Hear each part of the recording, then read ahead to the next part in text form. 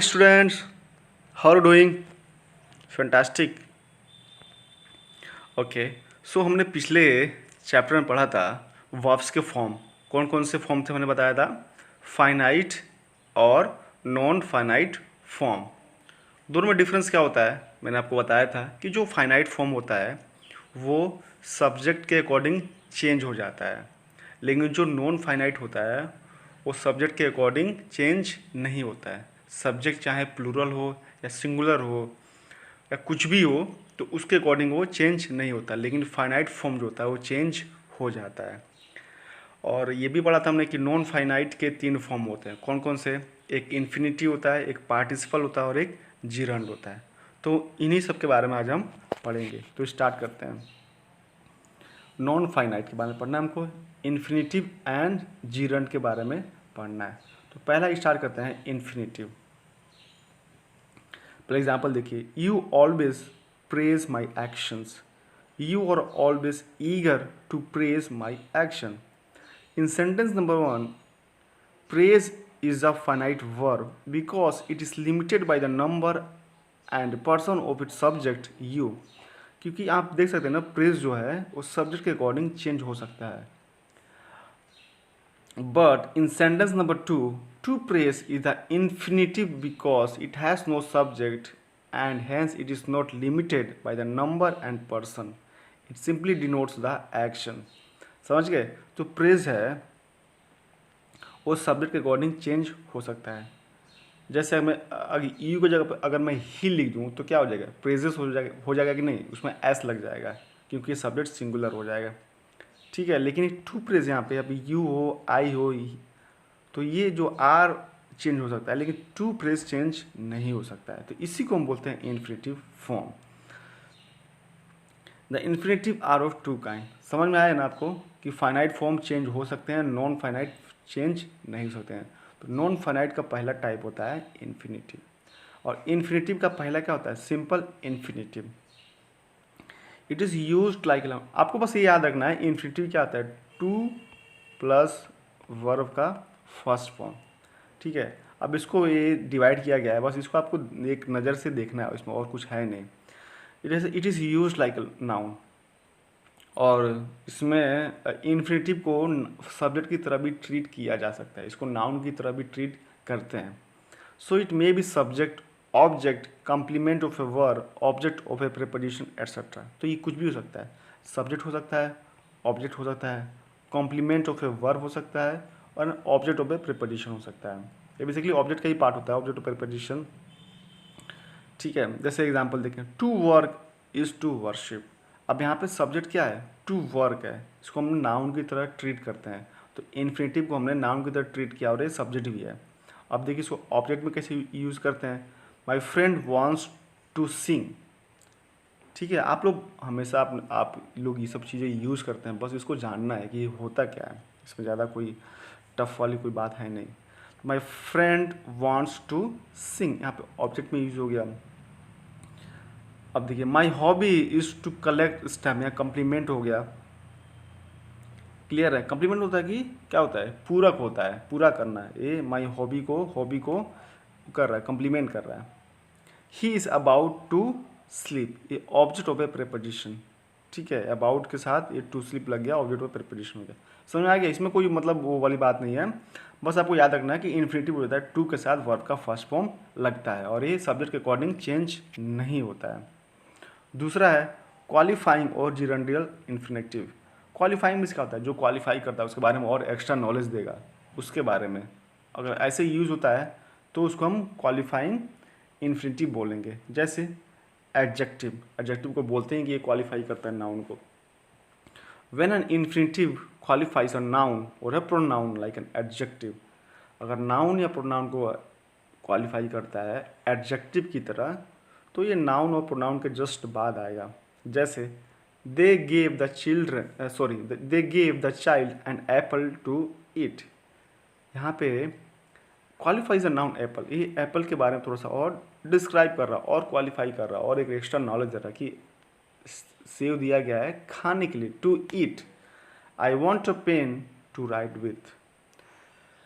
Pen कह रहा है कि पेन दिया गया लिखने के लिए, तो पेन को थोड़ा सा और डिस्क्राइब कर दिया, तो इसको ऐसे बोलेंगे, क्या बोलेंगे, एज एन एडजेक्टिव की तरह यूज़ हुआ है। क्यों? क्योंकि ये नाउन और प्रोनाउन को क्वालिफाई कर रहा है। एडवर्ब, सिंपल सी बात है कि जो वर्ब को, एडजेक्टिव को क्वालिफाई करे उसी को हम एडवर्ब बोलते हैं। तो यहाँ देखिए, वी ईट टू लीव, यहाँ पे ईट क्या है, वर्ब है, और वर्ब को क्वालिफाई कर रहा है टू लीव, तो टू लीव क्या हुआ, हमारा एक एडवर्ब की तरह यूज़ हुआ है। ये बेसिकली आपको दिखा रहा है कि जो इन्फिनेटिव का जो फॉर्म है वो किस किस तरीके से यूज़ हो सकता है। She was glad to hear, glad qualify किया है। This book is good to read, यहाँ पे गुड को, एडजेक्टिव गुड है उसको क्वालिफाई किया है। Bholu is too poor to buy a car, यहाँ पे पुअर को किया कि इतना गरीब है कि वो कार भी नहीं खरीद सकता है। ठीक है, तो बेसिकली इसके यूज़ बता रहा है, इसमें परेशान नहीं होना, बस आपको यही याद रखना है कि टू के साथ वर्ब का फर्स्ट फॉर्म आता है। लेकिन अब कर रहा है, नेक्स्ट कर रहा है कि कुछ कुछ ऐसे वर्ब हैं जो इन्फिनेटिव तो होते हैं लेकिन उसके साथ टू का यूज़ नहीं होता है, उसको हम बोलते हैं बेयर इन्फिनेटिव। ठीक है, उसको क्या बोलते हैं, बेयर इन्फिनेटिव। कौन कौन से ऐसे वर्ब है, the verb bid, let, make, see, hear, need and dare take bare infinitive form. That is कि ये इन्फिनेटिव लगेगा लेकिन बिना टू का लगेगा। जैसे I bid him do it, let him to play नहीं बोलते, लेट हिम प्ले बोलते हैं। ही क्यों है इन्फिनेटिव, क्योंकि सब्जेक्ट कोई भी हो ये हमारा बदलेगा नहीं, प्ले का प्लेस नहीं होगा, प्लेड नहीं होगा, कुछ और नहीं होगा। He need not wait for me, या ही हो, शी हो, दे हो, कुछ भी बदलेगा नहीं, इसलिए इन्फिनेटिव है लेकिन बिना टू का है। I saw him come, I bade him keep quiet, I made him laugh, he dare not talk to me, he heard him lock the door. सब क्या है, इन्फिनेटिव है, बेयर इन्फिनेटिव बिना टू का। इन्फिनेटिव क्यों है, क्योंकि ये सब्जेक्ट और नंबर के अकॉर्डिंग चेंज नहीं होगा। और जो भी मॉडल्स आते हैं तो इसमें पूछने वाली बात ही नहीं है, वो हमेशा टू के साथ यूज होता है। जैसे I shall be 20 next month, it may rain, they can climb the hill, Ram would be in library. पता है ना कि जो मॉडल्स होते हैं वो भी सब्जेक्ट अकॉर्डिंग चेंज नहीं होते हैं। ऐसा नहीं है कि वी शूड, वी के साथ हमने शूट लगाया तो आई था शूट्स लगा देंगे, ऐसा नहीं होता है। तो जो भी मॉडल के साथ होता है वो भी बिना टू के साथ ही यूज़ होते हैं। क्लियर है। फिर नेक्स्ट है different patterns of infinitives. Infinitives को कहाँ कहाँ से यूज़ करते हैं, जैसे वर्ब के बाद लगाते हैं, the servant refuse to post, कुछ वर्ब के बाद लगाते हैं, कुछ वर्ब के बाद ऑब्जेक्ट आएगा उसके बाद इन्फिनेटिव लगाएंगे, फिर वर्ब के कुछ क्वेश्चन वर्ड आएगा उसके बाद लगाएंगे। तो इस तरीके का ये यूज़ है, इसको आप पढ़ लीजिएगा अच्छे से। ठीक है, अब आते हैं जिरंड। जिरंड क्या होता है, पहले एग्जाम्पल पढ़ते हैं। स्मोकिंग इज हार्मफुल, ये क्या है, सब्जेक्ट ऑफ द वर्ब है। सब्जेक्ट क्या क्या हो सकता है, किसी भी सेंटेंस में सब्जेक्ट क्या क्या हो सकता है, नाउन, प्रोनाउन, अभी इन्फिनिटिव पढ़ा और आपने जिरंड पढ़ा, तो चार ही सब्जेक्ट हो सकते हैं। आई लाइक स्विमिंग, ये क्या है, ऑब्जेक्ट ऑफ द वर्ब हो गया।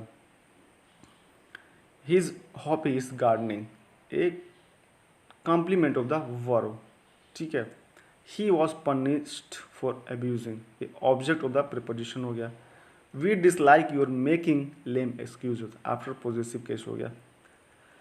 तो जिरंड में क्या होता है, क्या क्या याद रहता है, वर्ब में हम आईएनजी जोड़ के उसको जिरंड फॉर्म बनाते हैं।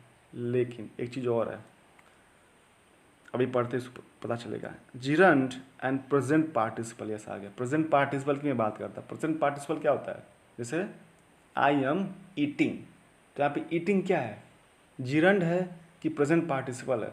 प्रेजेंट पार्टिसिपल भी वर्ब को आईएनजी फॉर्म के बनाते हैं, लेकिन अंतर क्या है, जो प्रेजेंट पार्टिसिपल होता है वो एक वर्ब होता है और ये जिरंड हमारा एक सब्जेक्ट होता है, नाउन होता है।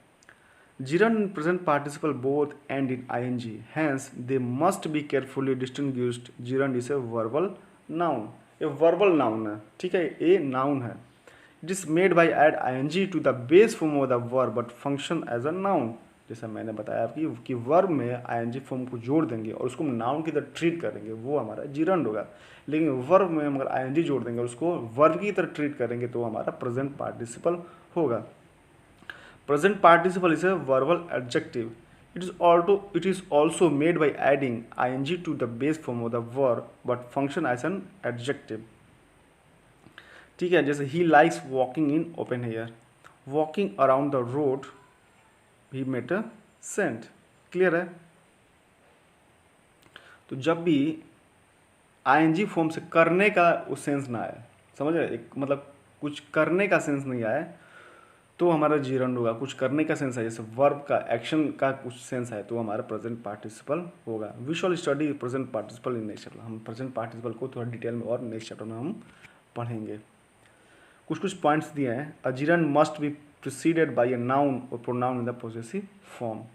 We dislike his coming late in the meeting, his fast walking होना चाहिए वैसे यहाँ पे, will be useful for him.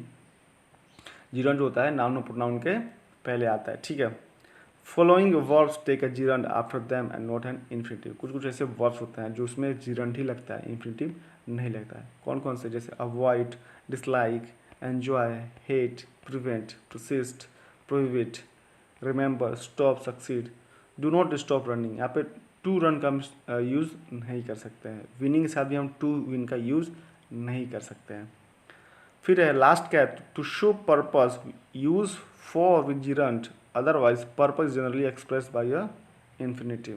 कह रहे पर्पस दिखाने के लिए हम जीरंड का यूज़ करते हैं। जैसे we use a vehicle for going long distance. ठीक है, फॉर लग गया पर जीरंड शोइंग पर्पस, यहाँ एक पर्पस दिखा रहा है कि व्हीकल का पर्पस क्या है, लॉन्ग डिस्टेंस जाने के लिए। We eat to live.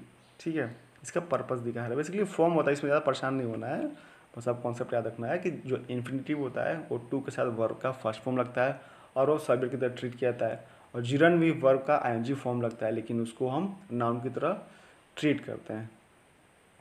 Use of gerund to join sentence. Gerund का यूज़ हम सेंटेंस ज्वाइन करने के लिए करते हैं। जैसे सेपरेटेड क्या है? He played well, he lost the game. इसको जोड़ने के लिए क्या कहेंगे हम? In spite of playing well he lost the ग्ले, ही लॉस्ट द गेम। तो दोनों को जोड़ दिया, इन स्पाइट ऑफ प्लेइंग आ गया यहाँ पे। सेकेंड क्या है? He coach the students, he earn much money, he earns much money by coaching the student. ये सब आप अपने स्पीकिंग इंग्लिश में यूज़ करते हैं और लिखते भी हैं। ये सब आपको पता है, बस आपको ये जानना है कि कैसे कैसे यूज़ होता है और किसका किसका क्या नाम है। क्लियर है? आई होप कि आपको अच्छे से क्लियर होगा। And still if you have doubt you can ask me in WhatsApp group. Okay बेटा, बाय बाय, टेक केयर।